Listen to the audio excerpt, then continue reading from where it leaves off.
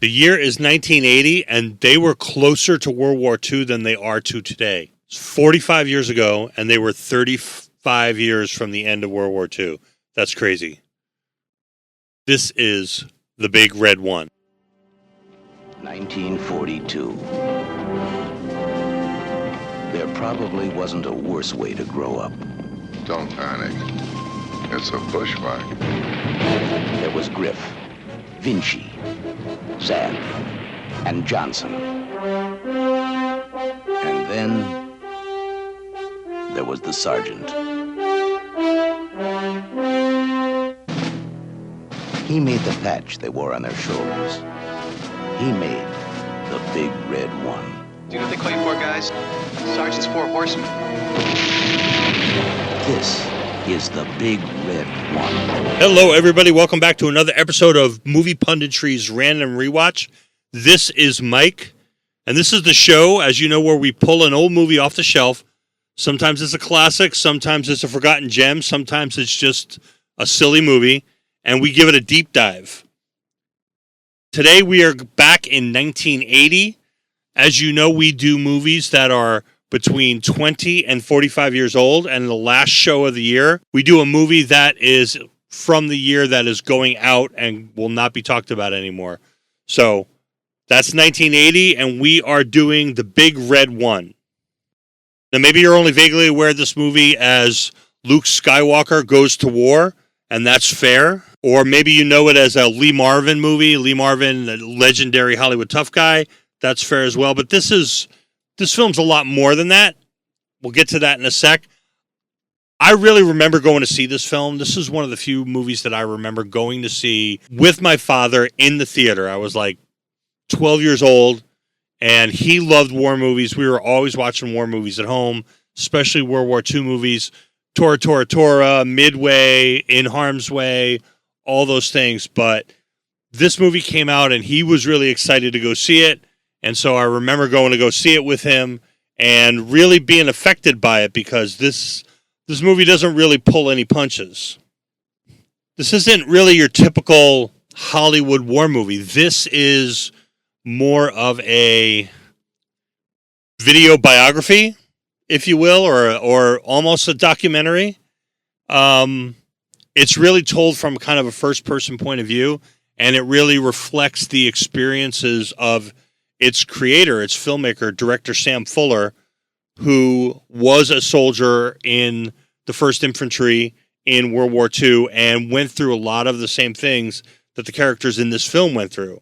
Sam Fuller was not your usual Hollywood director. He actually started out as a crime reporter in New York City when he was really just a teenager. He began writing for film in the 1930s, and he worked on, I don't know, about a dozen movies in the 1930s up until the time where World War II broke out, and he joined the Army and went into the 1st Infantry Division. He was not, you hear a lot of times these directors and actors and stuff, and they go into the war and they wind up like doing press tours or they're doing promotional work or something like that. Think Captain America singing the Red, White, and Blue Man with a Plan. Not Sam Fuller. Sam Fuller was an infantry soldier in the 1st Infantry Division in the Big Red One. He went to North Africa. He went to Sicily. He went to Czechoslovakia. He went to Germany. So he really tells a story from a point of view that is his own, and he is reflected in this film in the character Zab. We'll talk about that when we get to the characters in the film. When the war was over, after getting out of the Army, he began directing films in 1949, and starting in the 1950s, he began really working on telling the story. He wrote a book about his adventures during World War II, and it was called The Big Red One, and he began to pitch this out to people that he knew in Hollywood. He was trying to get it made at Warner Brothers. Jack Warner, the president of Warner Brothers, he was interested in buying the picture, and actually they started putting it into development, but Jack Warner wanted John Wayne to star as the sergeant, and this was not the movie that Sam Fuller wanted to make. He did not want to make a typical rah, rah, rah, America, Here Come the Heroes, we're war movie. He didn't want glory and flag waving. He wanted the mud. He wanted exhaustion. He wanted fear. He wanted to tell what it was really like for those infantry soldiers. In the 60s, Peter Bogdanovich, producer, writer, director, set the film up at Paramount, and they were working on development there, but there was a lot of creative differences between Fuller, who had a very singular vision for this film, and what the executives wanted in terms of making a war film that was going to be a big tentpole film. Eventually, Paramount put the picture into turnaround, which is when a studio decides they don't want to finance the film anymore, and so they start looking for other financiers or other production companies to take the film over. And in 1978, this film went to Lorimar with a distribution deal by United Artists. They gave Fuller a really small budget for a war film. He had a $4 million budget to make this film, which even in 1978 wasn't a lot of money. Steven Spielberg made 1941, which wasn't even a real war film, for $30 million the year before. So they were really keeping Fuller on a shoestring. He wanted to shoot this thing on location. He wanted to go to North Africa and Sicily and Czechoslovakia and France and Omaha Beach and Germany. But on that kind of budget, that was never going to happen. And so they wound up filming most of this film in Israel, which was starting to become a fairly popular film destination at the time. The Israelis were very welcoming to American and European film studios, and they gave a lot of help. They gave a lot of incentive, and there was a lot of open land for them to work on. And so you'll notice in a lot of these scenes that you'll see like eucalyptus trees in the background, which are not really a thing in North Africa. A lot of the extras and the soldiers and people along those lines were IDF forces. The tanks and heavy weapons and things like that all belong to the IDF. Some of the film was filmed in California. Some of it was filmed in Ireland, but the majority of the film was filmed in Israel. This film was shot by Andy Greenberg. He was an Israeli cinematographer. He had done a variety of Israeli films. The Big Red One is his first big American film. He would go on to make a bunch of other American films, including Iron Eagle, La Bamba, Sister Act, Rush Hour, a little semi-independent film in 1984 called The Terminator, and its sequel, Terminator 2. And he would close out his career with the legendary Sam Jackson film, Snakes on a Plane. Music was done by Dana Koprov. It's got a very traditional orchestral score. The studio actually wanted more music than there is in this film. Fuller wanted less music. He wanted a lot more austerity. He wanted the dialogue to speak for it. He wanted silence to speak for it. But the studio pushed back, and they kind of reached, I guess, a bit of a compromise on it. But I'm going to tell you, there's nothing really outstanding about this score, but it does do the job, and it does really kind of underscore a lot of the more haunting moments of the film. So that is pre-production. So let's jump into this film. So there's a prologue to this film that is done in a sepia tone and takes place during the end of World War I. We see a unnamed German soldier who tries to surrender to a unnamed U.S. Army private. They are on what appears to be a graveyard. There's a large cross with a carved wooden statue that is very worn out on the cross. You can't really. It doesn't look like a Jesus figure, but perhaps it did at one point. There is a real place in Belgium called Crucifix Hill, and there was a big battle there in World War II. It's uncertain to me if this is supposed to represent that. Fun fact, there was a Call of Duty mission that was called the Big Red One that was based on the Battle of Crucifix Hill. So this German soldier tries to surrender to the American soldier, and he's speaking to him in German and basically trying to tell him that the war is over and that he's surrendering. And the American soldier doesn't believe him and pulls out his knife and stabs him. And then winds up going back to his headquarters, his camp, and talking to, I guess, one of the officers there. And this is Lee Marvin. And they did not do the thing where they, hire a younger actor to do the earlier parts. They just kind of dressed him in World War II clothes and are like, go out there and, pretend you're 18 years old. Lee Marvin at the time was in his late 50s. He was a Marine in World War II. He was a Marine scout sniper in the 4th Marine Division. Participated in 21 amphibious assaults. He was wounded in action in Saipan. And apparently was demoted from corporal to private for the crime of troublemaking, whatever that means. Began acting after the war. He was working at as a plumber's assistant in Woodstock, New York. There was an artist colony up there, and apparently there was a play, and one of the actors fell sick, and so they asked Marvin to stand in for him because he kind of looked like the guy, and he kind of liked it. His first film was You're in the Navy Now in 1951, which is also the first film of Charles Bronson. He was in a bunch of movies and a bunch of TV shows through the 1950s. Did plays, did movies, did TV. His first kind of leading man role was in a TV show called M Squad in, I think it was 1957, where he played a cop. He had a big role in the John Ford film, The Man Who Shot Liberty Valance, which we talked about a little bit when we were doing Batman Returns, I think. And I had mentioned that the Dark Knight is basically a remake of The Man Who Shot Liberty Valance. He was also in Donovan's Reef, another John Ford film. Won an Academy Award in 1966 for the film Cat Ballou. 1967, he was in the huge hit The Dirty Dozen with Charles Bronson, Telly Savalas, Jim Brown, Donald Sutherland, John Cassavetes. Just an all-around busy guy. Tons and tons of movies and films. His last film role was in 1986 in the film The Delta Force with Chuck Norris. And in 1984, there was a TV movie called The Dirty Dozen, The Next Mission, where he reprised his role as Major John Reisman from the 1967 film. So Lee Marvin, Hollywood legend.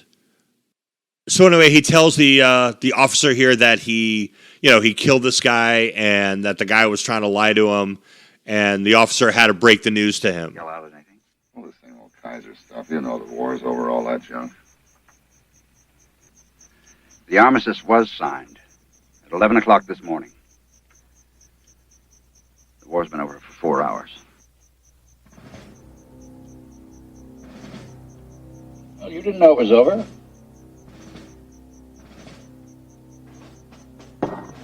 He did.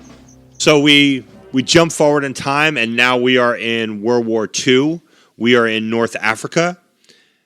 We see Lee Marvin, and then we see a bunch of younger guys, and he is now, a sergeant, and he's in charge of an infantry company.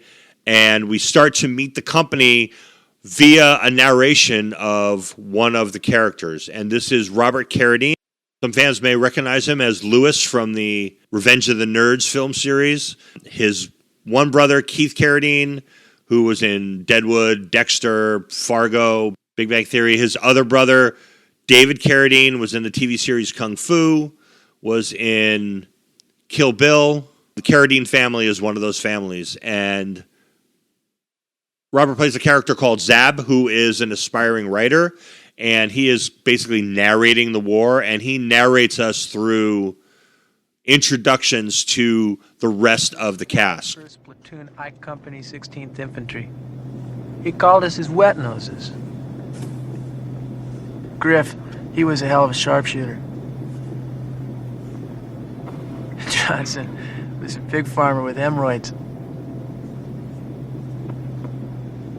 Finchy was a street kid who played hot jazz on the saxophone. And that's me. I'm Zab. I thought I was Hemingway of the Bronx. And so we meet Griff, who is a illustrator. He's a cartoonist. And this is Mark Hamill. This is Mark Hamill's fourth live-action film.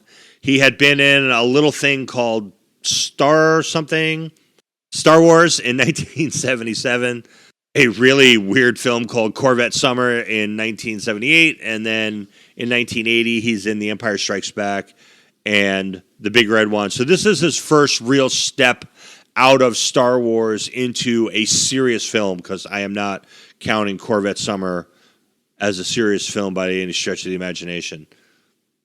And Hamill's good in this. He really is good in this, and he's showing that he's actually got some acting chops, much more than he was allowed really to do in Star Wars. He got his start, I believe, on a soap opera. I think it was General Hospital. He was originally cast in the TV series 8 is Enough, but was replaced by Grant Goodeve. Had done some TV stuff, and then obviously would go on to not only, be obviously very involved in the Star Wars franchise, but probably giving the definitive performance as the Joker in Batman the Animated Series. Prolific as a writer, as an actor, just another one of these Hollywood legends that are in this film. We meet Private Johnson, who is played by Kelly Ward. Kelly Ward is probably best known as Putsy from the movie Grease. Had done a bunch of TV stuff, was in a couple of movies, did not really have a particularly long career. And we meet Bobby DeCiccio as Private Vinci, who is Bobby DeCiccio had been in I Want to Hold Your Hand in 1978, 1941, and 79. Would go on to do, 24 more movies, few TV shows, another one with not a particularly huge career, but a recognizable face nonetheless. And anyway, so these guys are about to hit the beach in North Africa. So we get to Algeria, and they are dropping leaflets. Algeria was at the time occupied by the Vichy France, which was France during World War II was divided into basically two states. There was France, which was occupied by the Nazis, and there was Vichy France, which was independent but was kind of collaborative with the Nazis. And they also occupied a lot of North Africa. So the French soldiers that we see are Vichy French, and there are leaflets that are dropped on them, letting them know that, look, we're Americans. We're going to come on the beach. We're not here to fight you. We're not fighting the French. We're here to fight the Germans. We're here to fight Hitler. So don't shoot us. During the invasion, you actually hear a loudspeaker, which is basically saying the same thing. Don't shoot. We come to fight Hitler, not to fight with you. Don't shoot. The French soldiers really don't want to fight the Americans. There's a moment where one of the officers is like, "No, you need to defend the beach," and he winds up getting killed. And then the French just basically let the Americans have the beach. Then we cut to this film is done basically in a series of vignettes, meaning that there are just like these little mini stories.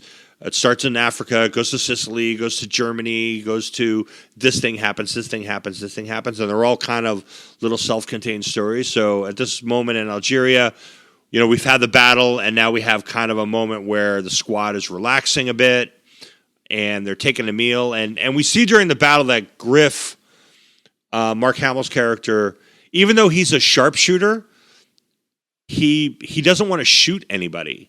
So we see him constantly looking at a guy in the sights, but then not pulling the trigger or just kind of shooting off. He doesn't want to kill anybody.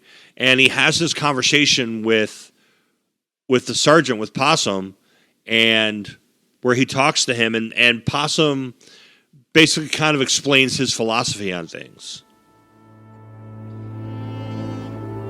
I can't murder anybody. We don't murder, we kill. It's the same thing. The hell it is, Griff. You don't murder animals, you kill them. And pay attention here because you see that there is this little girl here that, Possum gives his rations to. Throughout this whole movie, there's always children around Lee Marvin, which is obviously some kind of choice because it just happens too much for there to be a coincidence. But like wherever they wind up, there's always a child that he seems to like kind of take under his wing or take care of or look out for. But anyway, so we cut to German soldiers who are a few miles on the other side of the line, and they're having a conversation, and we meet Feldwebel Schroeder. Feldwebel is basically a sergeant, and so we meet Schroeder. This is Siegfried Rauch, who is a German actor, does film and television, had been acting since the mid-50s. Was in Patton in 1970, was in The Eagle Has Landed, was on obviously a lot of German films. There is another soldier there who's basically talking about this guy and saying, "Oh, I saw him shoot an officer," and he was like, "Yeah, I shot him because he was running away from a battle." And so we get right off the bat, we get an idea of who Schroeder is, which is reinforced by the fact that he's basically accused of murder, and so he gives his philosophy. In Libya, I saw him murder a German officer. I didn't murder him, Gert. I killed him when he ran from a fight with the British. Murder. Killed. It's the same thing. We don't murder the enemy, we kill. And so we see here that Schroeder and Possum are basically looking at things the same way. If we do it in war, it's not murder. It's just killing, and that's our job, is to kill. So we have another battle. It's a battle with a tank, and Possum winds up getting shot, and he winds up getting captured. The rest of the squad kind of runs, and we find out that the Germans, obviously they win this particular battle. This is part of the larger battle of Kasserine Pass, but at this particular skirmish, the Germans win, and they take a bunch of prisoners, including Possum. And he winds up in a hospital, and, there's a bunch of prisoners there, and this soldier comes in, starts talking about how, the Americans did this great job, and they sent Hitler running out of North Africa, and they sent Rommel away, and they beat everything, and they captured all these cities, including Tunis, which catches Lee Marvin's attention. What happened at the pass? We counterattacked after you jokers ran. We took Kasserine, Gafsa, El Qatar, Tunis. We ran Rommel right out of Africa. You mean the big red one took Tunis? We sure as hell did.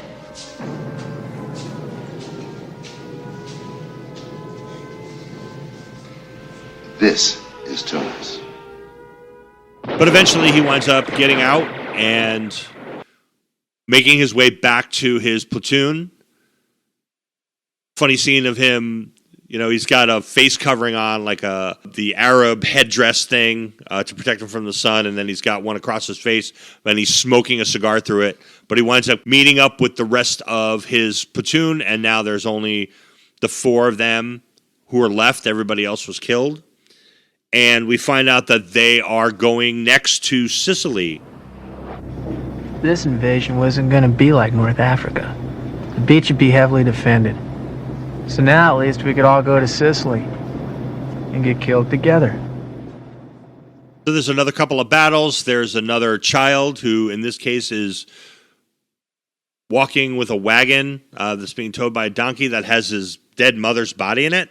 But there is a tank that is hidden in a house on a hill, and he helps them get up there, and there's a bunch of women who are working in the field outside of this house, and every once in a while the tank could stick its gun out the window and shoot and then go back into the house, and so they wind up attacking the house and disabling the tank, and then the women cook them a big meal, and the guys are kind of figuring out who Griff is, and that Griff, basically doesn't want to be there, but he is there, and they recognize that he wanted to run, but he didn't run. We knew he wanted to run for it, but we knew he wouldn't. Way before he did. Anyway, the sergeant would have shot him if he tried it. So now they wind up, they're back in England, and they're there for a couple of months, and everything is basically staging for the D-Day invasion in June of 1944. And they are going in on Omaha Beach. And so we see the beginnings of this invasion, and their section of the beach is very heavily defended. And so they start using something called a Bangalore torpedo. And what this is basically is a long pipe. It's about 50 feet long, and it's built in sections. Each section is, a couple of 3 feet long, and each shoulder is assigned a section, and they're given a number. And there's a scene on the boat where they're trying to, barter away or gamble away their numbers. But basically what happens is, so the first guy goes and he lays his piece down. The second guy goes and brings his piece and attaches it. They're threaded on either end. They attach it. And so over time, each section goes and they build this long thing, and then they slide it underneath the barricades and detonate it, and it blows up an entire 50-foot section of the barricades so they can go through. The problem is the higher your number, basically the closer you are to the enemy lines and the more exposed you are, because you have to run up to the end of the line and then screw your piece in and not get shot. And if you do get shot, then the guy behind you's got to run up, finish your piece, and then screw his own piece in without getting shot. Break them out! Naturally, all else failed. The Bangalore torpedo was 50 feet long and packed with 85 pounds of TNT. And you assembled it along the way, by hand. I'd love to meet the people who invented it. Ready! Number one. So this is a very dangerous part of the mission, but they wind up, achieving the objective that they had. And they wind up back in the same hill that Possum was in World War I, with the giant cross on it, and they're looking at, it's some kind of memorial field, and they're looking at the names on it, and so one of the guys mentions that the names are all the same. Would you look how fast they put up the names of all our guys who got killed? That's a World War I memorial. But the names are the same. They always are. So it's kind of a commentary on what Possum has seen and the futility of war, really, which is, he's obviously a lifelong soldier. We don't know if he's like a career soldier or if he's one of these guys who fought in World War II, fought in World War I, and then went home and then came back and got called up again for World War II, because that certainly happened quite a bit, or if he just stayed in the Army the whole time. But he's definitely seen his share of battles in two wars, and realizes that the names are always the same. Anyway, there's a bunch of German soldiers laying in the field, and they're playing dead. They're not actually dead. And Schroeder is up hiding behind this crucifix. And the idea is that they're going to trap these guys, except that Possum notices that their uniforms are wrong. They have the wrong pips on their uniforms. And that this is actually some kind of trap, and so they're able to get out of that. They're able to spring the trap on the Germans, and they survive and kill all the actual Germans who are playing dead, and then Schroeder, once they're gone, Schroeder just kind of sneaks down and sneaks away. They come across a woman who's pregnant, and she's in labor, and so Johnson delivers the baby. He's the closest thing they have to a medic, I guess, with condoms on his fingers, and Possum talking to the woman in French. And then we see just a bunch of other things that these guys are doing. There's an asylum where there are Allied prisoners, and they go and they liberate the asylum, and then they go through France and Belgium and Czechoslovakia. And then we get to the end of the movie, which really winds up being kind of the most significant part of the film. And that's that they wind up at the Falkenau concentration camp in Czechoslovakia. And Sam Fuller was involved in the liberation of Falkenau. So Griff winds up seeing one of the guards. And One thing they don't really call attention to, other than visually in the framing, is that there's a chimney and there's smoke coming out of the chimney. And so it's clear that the ovens are running, or at least one of the ovens is running. And every once in a while, you'll see a character who's framed with the smokestack, from a low shot with the smokestack, and you'll see the smoke coming out of it. And so Griff sees one of the guards running, and he runs after him, which kind of belies the idea that he's a coward. You know, he goes and chases this guy, and he winds up in a row of ovens. And he goes to open the doors one by one. He touches the first door, and he sees that it's hot, which means that the oven had been operating. And he opens it up with his rifle, and he sees, you know, the bones in there of the people who had been exterminated. And he walks down the line and opens the doors, and he just sees all these bodies in there that had been incinerated. And he finally gets to one door, and he opens it up, and that German is in the oven with a machine gun on a tripod, and he goes to shoot Griff, but he's out of ammunition. And so Griff has him cornered in the oven, and he shoots him, and then he just keeps shooting him, like very slowly, very methodically. He just shoots him. Shot.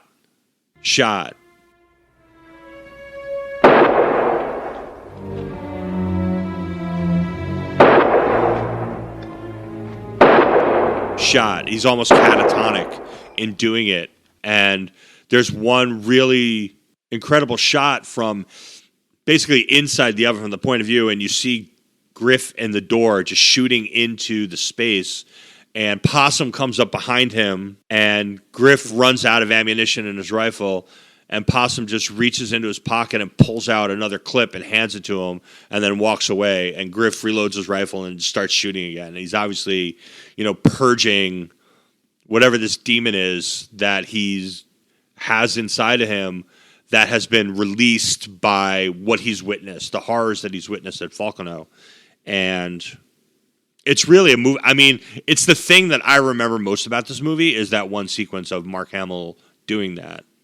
And we see another child, like a really emaciated young child who's in a bed, and Possum gives him some food, and he winds up, you know, following Possum, and another, you know, motif of Possum and a child. So now we're at night, and we see Schroeder, and he walks up to where Possum is, and he's got his hands up, and he's trying to surrender, and Possum kills him, same way that he killed the guy in World War I. And then the other guys come up, and they're smoking, and they're lighting cigars, and Possum's yelling at him because, you know, douse the lights, I told you no lights. And they're like, what are you talking about? The war's over. Sergeant, the war is over. Look, nobody's firing at us. 1 minute after midnight. Official. The war's been over for 4 hours. Hey, Sarge, the dead crowd, he's still warm.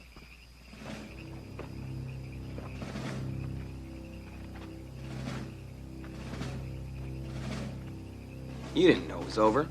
He did.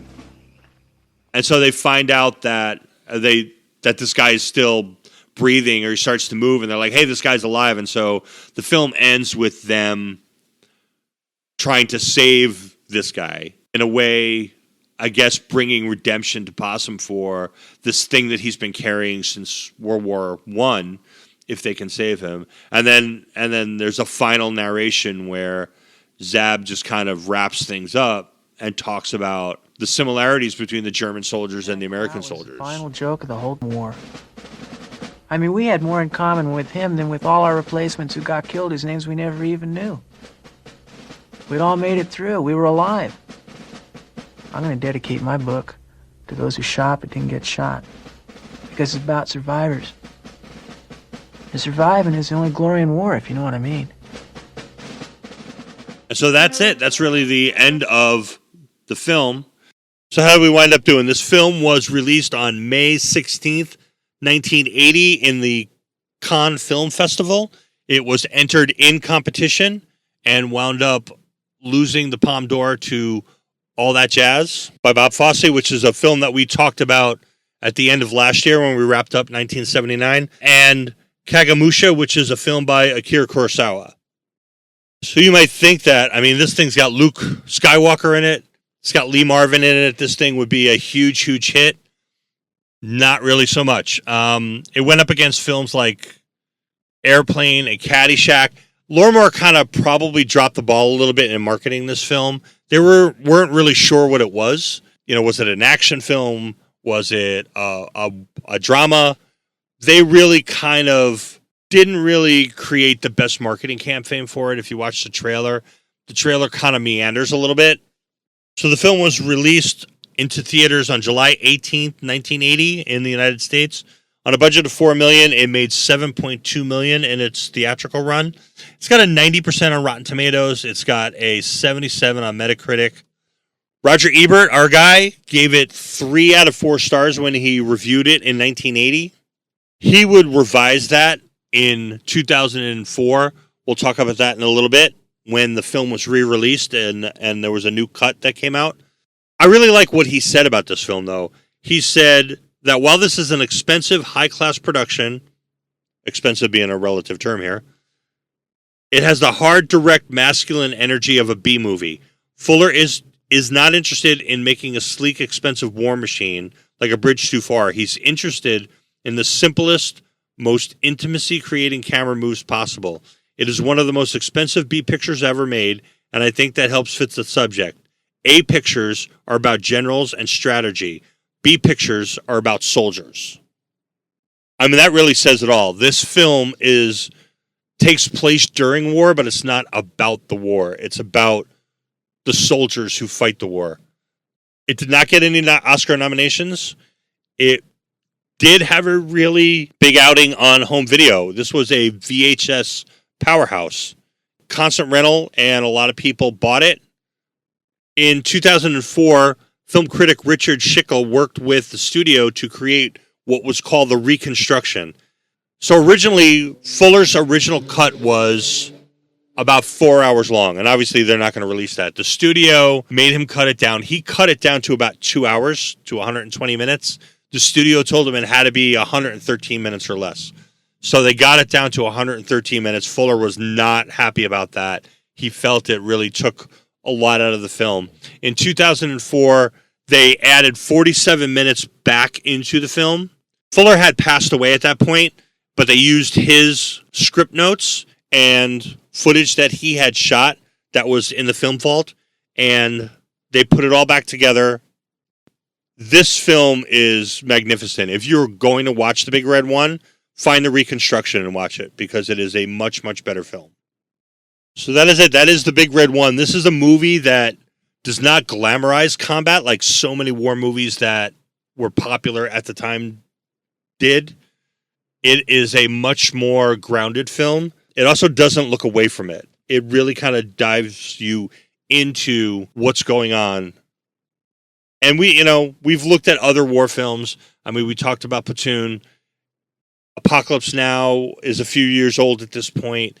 This is what's happening at this point, is these war films that are less rah-rah and taking a more introspective look at war and its effect on the people that fight it. The final line of the movie is a great tagline for it. The only glory in war is surviving. It kind of reminds me of the line in the movie War Games, where the computer figures out that the only way to win a war is to not fight one. The only way to win the game is to not play. So, thank you for listening. We are wrapping up the year. This will be the last regular episode of Random Rewatch this year.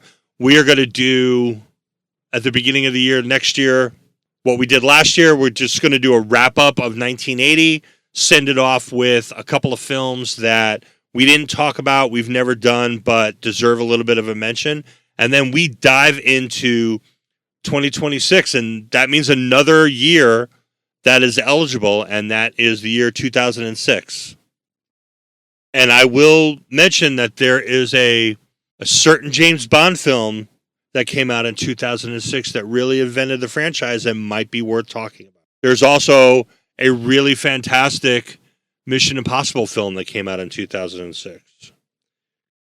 So who knows what we're going to wind up with, or even if we're going to do a film from 2006. So thanks for listening. Happy holidays. Randall and I are planning on dropping one more episode before the end of the year, and then we're calling it a wrap on this season pretty soon. Thanks for being a part of Movie Punditry.